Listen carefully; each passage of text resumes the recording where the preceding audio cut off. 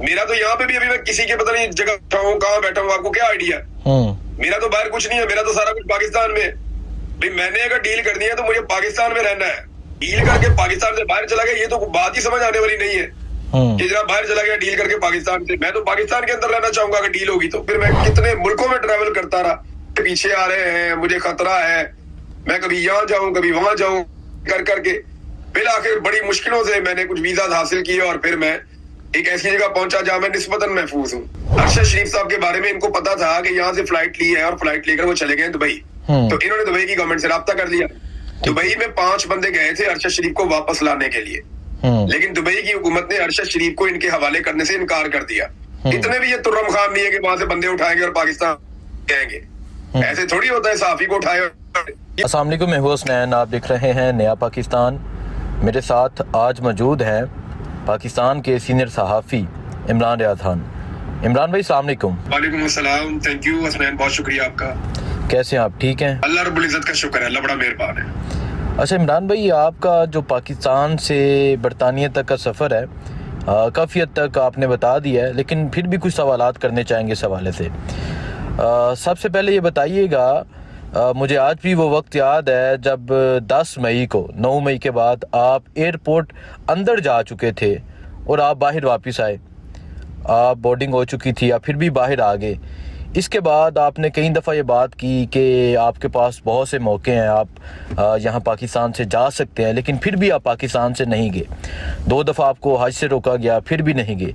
लेकिन आखिर क्या वजह बनी कि अभी आपने फैसला किया और आप पाकिस्तान से चले गए? देखिए, मुझे ये लगता था कि मुझे पकड़ेंगे, तंग करेंगे, ये चीजें तो ऑब्वियस। ये लड़ाई शुरू हुई तो मुझे शुरू में ही धमका दिया था मिलिट्री एस्टेब्लिशमेंट के लोगों ने, बाकायदा धमकियां लगाकर उन्होंने कह दिया था कि हम ये भी कर देंगे तेरे साथ, वो भी करते। वो मुझे उसका आइडिया था, मैंने ज़हनी तौर पे अपने आप को इन चीजों के लिए तैयार किया हुआ था। वो चीजें मैंने भुगत भी ली, आपके सामने ही है। फिर मैं 10 दफा गिरफ्तार किया, कुट्टा सारा कुछ करके इन्होंने देख लिया, मैं वापस आके अपने काम पे लग जाता। तो वो उसके लिए मैं ज़हनी तौर पे तैयार था। ये चीजें ठीक है चलती रहती हैं, लेकिन मुझे ये आइडिया नहीं था कि मुझे अगवा कर लेंगे, ठीक है, और अगवा करके इतना लंबा अरसा मुझे गायब कर देंगे। उसमें जो जबरी तौर पे मुझे लापता किया गया, उसमें मुझे बहुत तकलीफ है उस बात की।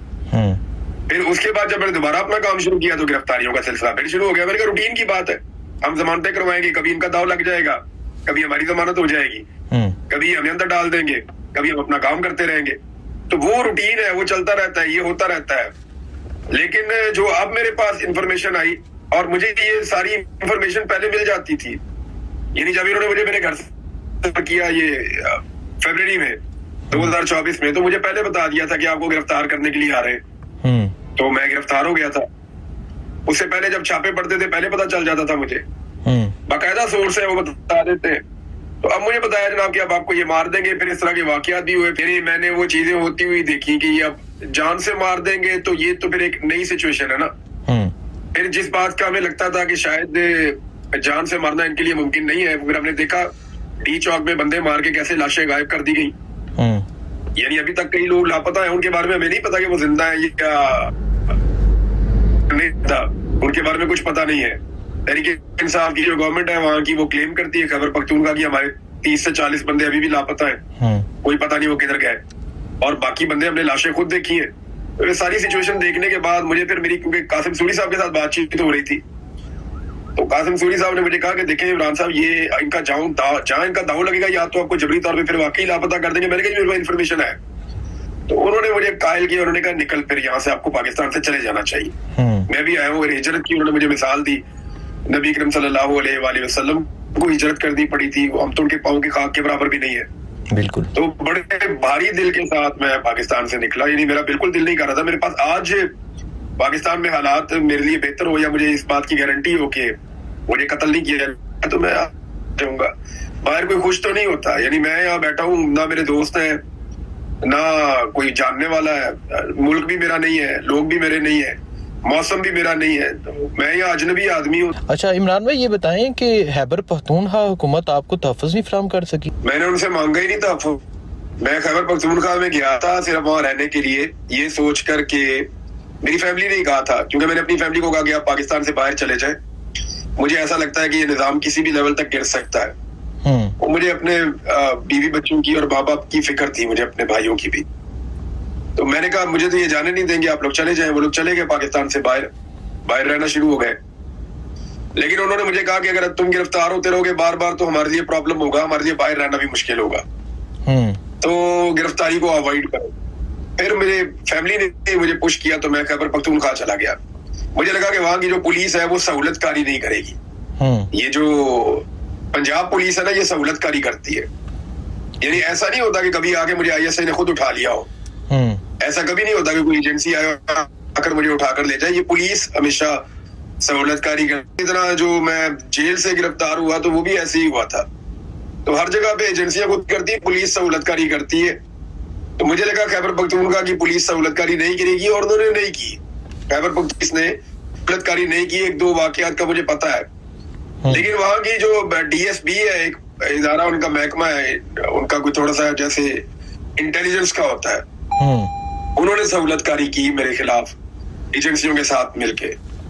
तो दूसरा, मुझे वहाँ कुछ ब्यूरोक्रेट मेरे दोस्त है, उन्होंने कहा कि इमरान भाई आपने हम पे भरोसा नहीं करना, हम आपको खुद पकड़ के मरवा देंगे। और फिर मैंने एहतियात करना शुरू की, और मैंने उनसे मदद मांगी भी नहीं, उनसे मैंने कोई प्रोटेक्शन मांगी भी नहीं। हालांकि अली अमीन गंडापुर ने मुझे ऑफर की, उनके भाई ने भी मुझे ऑफर किया था। जो बात सच है वो सच है। उन्होंने मुझे कहा था जी आप हमारे घर चले जाए, आप हमारे मेहमान है। मैंने कहा जी नहीं, मैं नहीं जा सकता। उन्होंने कहा जी हमारा डेरा, आप वहां पे चले जाए, आप वहां पे रहें आके, वहां भी है तो आप, खान साहब आपको शौक है तो आप वहां चले जाए।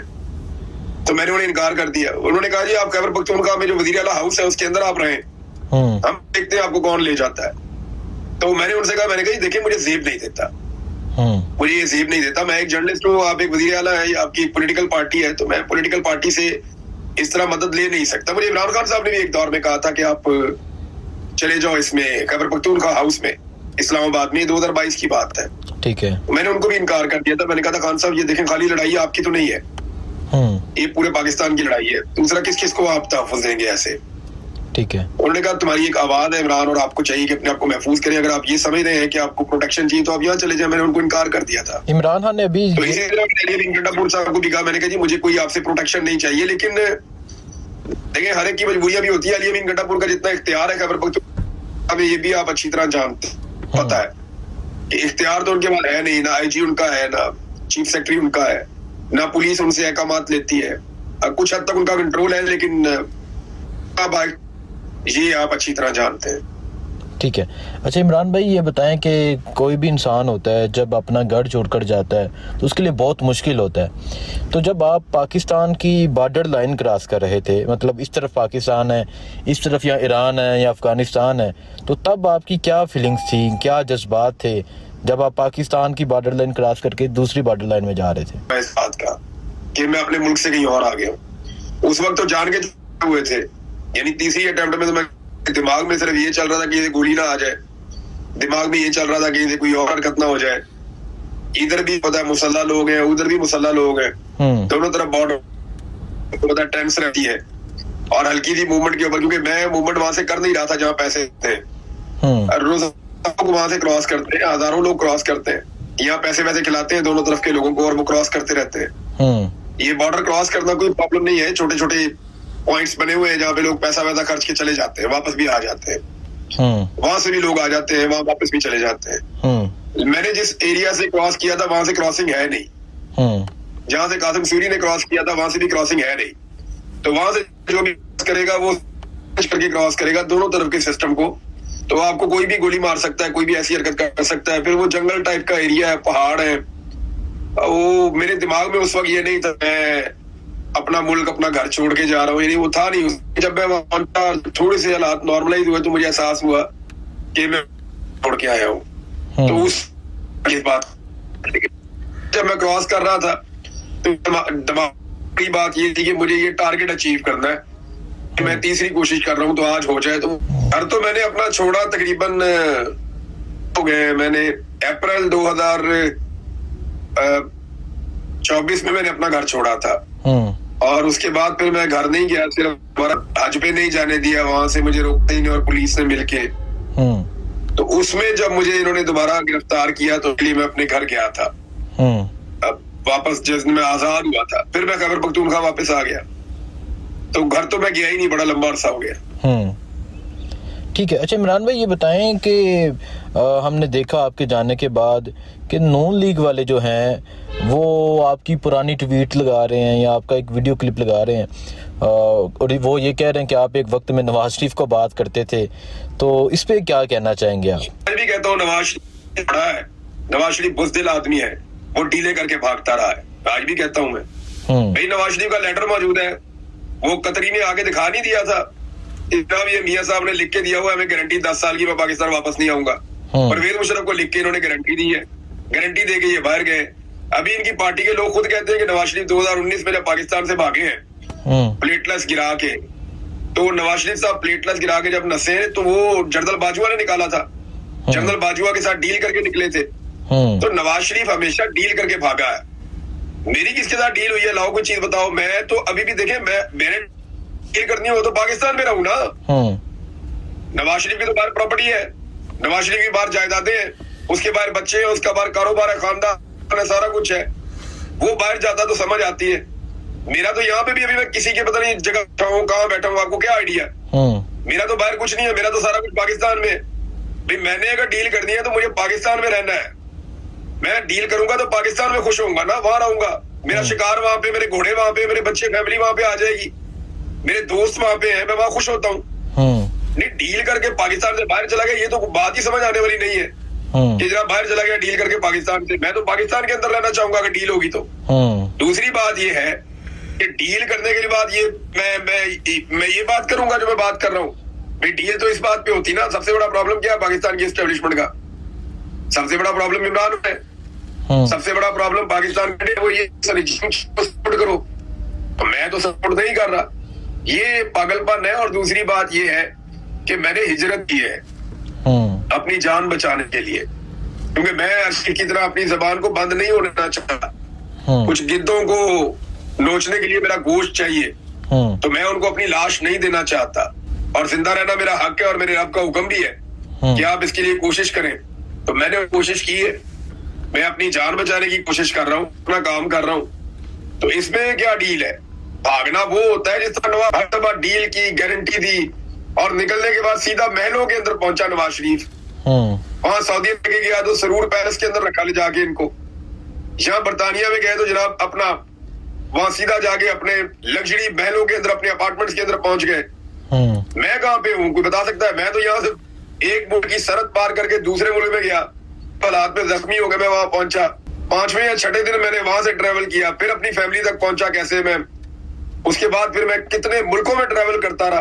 पीछे आ रहे हैं, मुझे खतरा है, मैं कभी यहाँ जाऊं कभी वहां जाऊं कर करके फिर आखिर बड़ी मुश्किलों से मैंने कुछ वीजा हासिल किए और फिर मैं एक ऐसी जगह पहुंचा जहां मैं निस्बतन महफूज हूँ। अच्छा इमरान भाई, मुझे वो वक्त याद है जब अरशद शरीफ की शहादत हुई थी और आप और मैं इकट्ठे थे, जो आपकी फीलिंग्स थी वो आज भी मैं उस चीज़ का गवाह हूँ। तो अरशद शरीफ को दुबई से ज़बरदस्ती निकाला गया था, उनके पास कोई ऐसा वीज़ा नहीं था कि वो यूरोप चले जाते या यूके चले जाते, वो कीनिया चले गए। तो आप भी मुस्लिम ममालिक से होते हुए गए हैं, तो क्या वहाँ किसी ने बताया नहीं कि इमरान यास जा रहा है यहाँ से, या किसी ने देखा नहीं आपको, किसी ने पीछे खबर नहीं दी? ये मुखबरी होती है। अरशद शरीफ के बारे में इनको कैसे पता चला? वो से गए थे, इनको पता अरशद शरीफ मेरे बारे में तो कि इमरान रियाद पाकिस्तान में है या नहीं है। आप फर्क देखें ना, अरशद शरीफ साहब के बारे में इनको पता था कि यहाँ से फ्लाइट ली है और फ्लाइट लेकर वो चले गए दुबई। तो इन्होंने दुबई की गवर्नमेंट से राब्ता कर लिया। दुबई में 5 बंदे गए थे अरशद शरीफ को वापस लाने के लिए, लेकिन दुबई की हुकूमत ने अरशद शरीफ को इनके हवाले करने से इनकार कर दिया। इतने भी ये तुर्रम खान नहीं है कि वहां से बंदे उठाएंगे और पाकिस्तान जाएंगे, ऐसे थोड़ी होता है साफी को उठाए। तो दुबई की जो इंतजामिया है उन्होंने अरशद शरीफ साहब को कहा जी हम और इसको नहीं होल्ड कर पा रहे आप, क्योंकि वहां पे डेमोक्रेसी है तो आप ट्वीट नहीं कर सकते, इस किस्म के आप सियासी बयानात नहीं दे सकते, आप वीलॉग्स नहीं कर सकते। तो अरशद शरीफ साहब को उन्होंने कहा जी आप यहाँ से हमारा मुल्क छोड़ दें। तो फिर उन्होंने एक डिसीजन मेरे ख्याल में गलत हुआ, वो कीनिया चले गए, वो उसकी जगह कहीं और भी जा सकते थे। तो मैं किसी मुल्क में 1 हफ्ता रुका ही नहीं, मैं जहां जाता था 2-4 दिन 5 दिन, फिर मैं आगे निकल जाता था, फिर कहीं और निकल जाता था, फिर कहीं और निकल जाता था। तो मैं तो घूमता ही रहा हूँ, किसी एक जगह रुका ही नहीं हूँ। दूसरा ये है, इनको बहुत देर तक इस बात का पता ही नहीं चला कि इमरान रियाद पाकिस्तान में नहीं है। इन्हें आइडिया नहीं हुआ, जब इन्हें पता चला तब तक बहुत देर हो गई थी, और तब तक काफी चीजें मेरी जो है वो मैनेज हो गई थी। मेरे साथ आलमी इदारे राब्ते में थे, और आपको मैं ये बता देता हूं कि 3 मुल्कों को यूनाइटेड नेशन जो वहां पे मौजूद है उनके दफ्तर, वो वहां पे मैं गया हूं तो उनके साथ कोऑर्डिनेशन में था मैं। यूरोपीय यूनियन के बाकायदा एक पटिशन दायर है, उनका लेटर मौजूद है और वहां से उनके नुमाइंदगान ने राब्ता करके उन मुल्कों को कहा कि इस बंदे को यहाँ पे कुछ नहीं होना चाहिए, ये बंदा यहाँ पे मौजूद है। बाकायदा एक गल्फ कंट्री के अंदर यूरोपीय यूनियन के लोग मुझे मिलने आए और मुझे अक़वाम मुत्तहिदा का एक वफद जो है उन्होंने मेरे साथ टेलीफोन पे वो जिसको वो कन्वर्सेशन होती है, इसमें ज्वाइंट सेशन होता है, उसमें उन्होंने मेरे साथ बात की है। मेरे साथ जो है वो डिफरेंट सहाफती तंजीमों ने बात की है। तो ऐसा थोड़ी है, मुझे शहीद अरशद शरीफ के केस से मुझे बड़ा सबक हासिल हुआ था और मुझे आइडिया था कि इस लेवल तक जा सकते हैं। तो मैंने ना सिर्फ ये किया कि बल्कि देखे ना, एक तो दबाव इनका आएगा पाकिस्तान का कि ले आओ जी बंदा साढ़े हवाले कर दो, और दूसरा दबाव अगर आएगा यूरोप से तो वो अरब मुल्क किसका दबाव लेगा ज्यादा? ये तो किसी खाते में नहीं है, तो सबसे पैसे मांगते हैं। तो जहाँ पे मेरी फैमिली मौजूद है मैंने वहां पे भी बंदोबस्त किया हुआ है।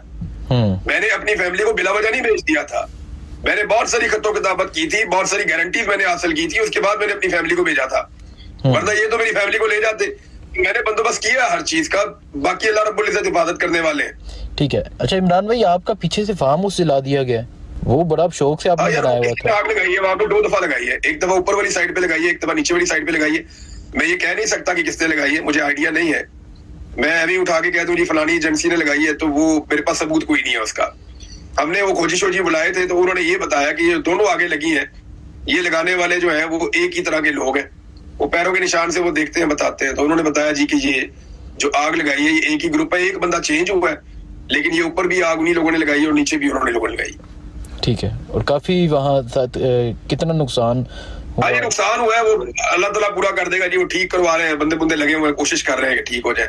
पौधों का नुकसान जो है वो ज्यादा हो गया, पौधे आपको पता है पैदा करने में बड़े करने में सालों लग जाते हैं, तो वो नुकसान ज्यादा है। बाकी चीजें तो बन जाती हैं, सोलर जल गए, कश्तियां जल गई हैं, एक स्कूटर था वो जल गया, कुछ हमारे वहां पे वो थे, एक कमरा था हमारा वो भी जल गया, कुछ हमारे वहां पे जानवर थे, उनका मुझे दुख है बेचारे, वो देखे ना वो तो भाग नहीं सकते थे ना, कैप्टिव एनिमल जो है वो जो पालतू जानवर है तो उसको तो वो भागने का रास्ता भी नहीं मिलता फिर। अच्छा इमरान भाई, जाके आपकी साबिर शाकिर से मुलाकात हुई है और हमने जो तस्वीर देखी है एक दूसरे से मुस्कुराते हुए आप बात कर रहे हैं, तो कैसी फीलिंग्स थी 3-3.5 साल बाद अपने कुलीग से, अपने एक भाई से मिलना? साबिर भाई ने मुझे कुछ यानी वो बड़े हौसले वाले आदमी है, मैं काफी उदास था, मुझे मिलने के लिए आए, तो वो कोशिश कर रहे थे कि मेरे चेहरे पे मुस्कुराहट आए, वो लगे हुए थे काफी देर तक मेरे साथ बातें करते रहे। फिर वहाँ एक दोस्त थे, उन्होंने तस्वीरें बना ली, तो साबिर भाई ने इसीलिए वो तस्वीरें लगाई कि लोगों को पता चल जाए कि मैं उनको मिला हूँ या वो मुझे मिले। तो साबिर भाई ने बड़ी तकलीफ देखी है जी, देखें 3 साल से अपने मुल्क से दूर रहना और ये सारा कुछ बर्दाश्त करना जिला वतनी के अंदर आसान नहीं होता, लेकिन उन्होंने वो वक्त गुजारा है।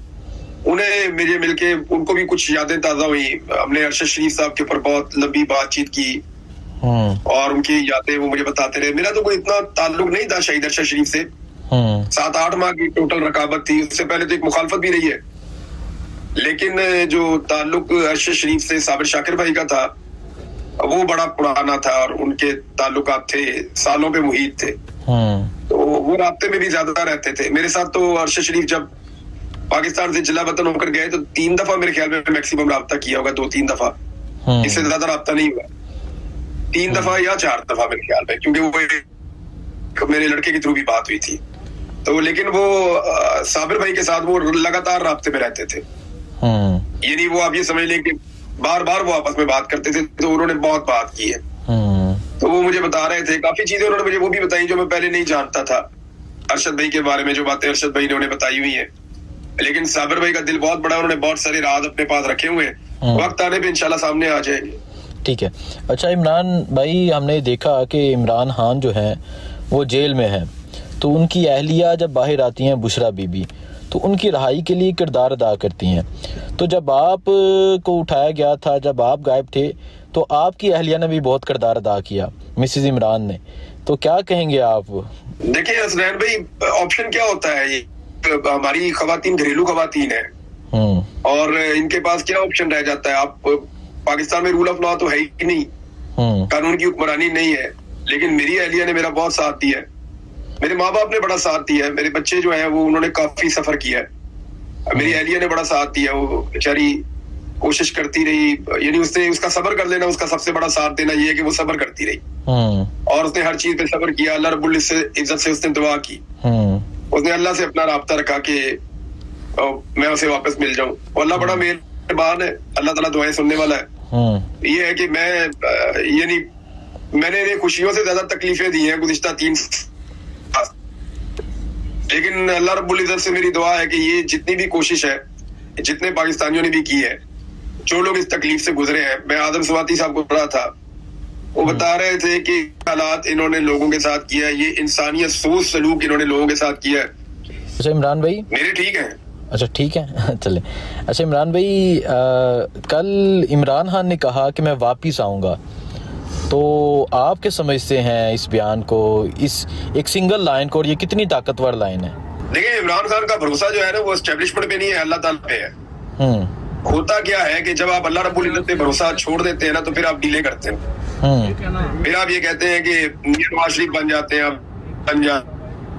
आप MKM बन जाते हैं, ANP बन जाते हैं, कि आप अपना नजरिया छोड़ देते हैं, सोचते हैं कि अल्लाह से बड़ी एस्टेब्लिशमेंट है, फिर आप एस्टेब्लिश कर लेते हैं। इमरान खान का जो है वो अल्लाह रब्बुल इज्जत पे बड़ा गैर मुतज़लज़ल भरोसा है।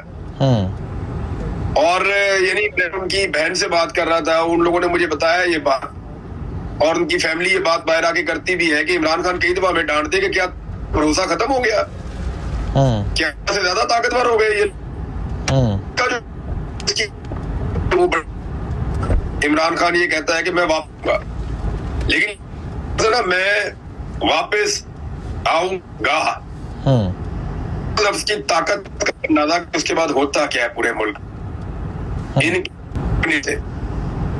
और जो कुछ भी इमरान खान के ने किया है, इमरान खान को उसका फायदा ही हुआ है अब तक। तो मुल्क में मैं हूँ, इन्होंने कम से कम अपने लोगों को सिग्नल ठीक दिए हुए हैं। अच्छा इमरान भाई, आपको लेके आदिल राजा की तरफ से बहुत सी ट्वीट्स की गई, व्लॉग्स किए गए, और फिर आपको गद्दार बना के पेश किया जा रहा है। सारे गद्दार, किस्मत का बात करें छोड़े, अब मैंने इग्नोर कर दिया, मुझे बहुत सारे लोगों ने कहा दफा करो, लेकिन मैं लोगों को ये बताना चाहता था कि डरने की जरूरत नहीं है, डरने की जरूरत नहीं है। अगर किसी की गंदी है या कोई ऐसी चीज है तो डरने की जरूरत नहीं है। जवाब आप दूसरी बात, पाकिस्तान में सारे ही गद्दार, हम सारे गद्दार है। चले, बात ये खत्म हुई। 8 फरवरी को आपको बताता हूँ, हमारी जो पाकिस्तान की फौज है ना, मैं ये मिलिट्री एस्टेब्लिशमेंट कर रहा हूँ, ऐसे ही खतरे में आप खिलाफ बोले मुनाफिक, इस्लाम खतरे में, काफिर करार आप आएगा। आप सियासतदान के खिलाफ बोलेंगे तो वो आपको जनाब करार दे देगा कि जनाब ये करप्ट आदमी है, ये बेईमान आदमी है, वो आपके ऊपर ये एलिगेशन लगा देगा कि ये करप्ट है, बेईमान है। इसी तरह आप जिस बंदे के खिलाफ बोलेंगे ना, उसने अपना अपना रखा हुआ, आप जैसे ही कोई नुक्ता उठाएंगे इख्तिलाफ या मिलिट्री एस्टेब्लिशमेंट से, तो आपको वो गद्दार करार दे देंगे। ये इनकी तरबियत और ट्रेनिंग का हिस्सा है। ये हाजिर सर्विस हो या रिटायर हो, ये हाजिर सर्विस हो या रिटायर हो, इन्होंने यही सीखा है कि जैसे ही कोई हमारे मफाद के खिलाफ आए या कोई हमारे खिलाफ बात करे, उन्हें फौरन गद्दार करार दे दो। ये हमेशा गद्दार करार देते हैं। जैसे ही आप किसी फौजी के साथ इख्तिलाफ राय करेंगे, आपके ऊपर फौरन गद्दारी का फतवा लगा दिया जाएगा। ये चाहे रिटायर हो चाहे हाजिर ड्यूटी हो, ये होता ही है, तरीकाकार ही है। इमरान भाई, 8 फरवरी को 1 साल हो, इस्लाम खतरे में बढ़ जाएगा, वो आपको मुनाफिक कर देगा, काफिर करार दे देगा।